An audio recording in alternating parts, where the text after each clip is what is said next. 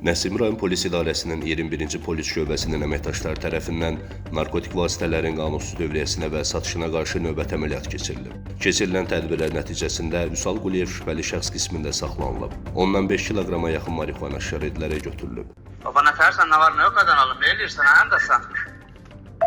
Bir də ki, mənə deyirəm, görüm nə qədər qalırsan ora çatmağa, onu mənə de. Hardasa 25 kilometre qalır, kəndi içindəyəm, 25 kilometre görsədir, yoldayam.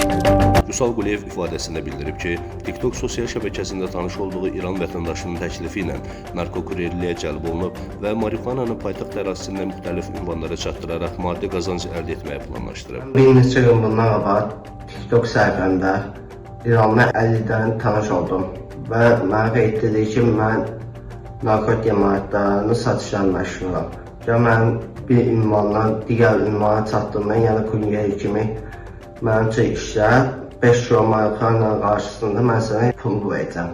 Mən də razılaşdım. Faktla bağlı cinayət işi başlanılıb, araşdırmalar davam etdirilir. Sami Təşimov, Bugün TV.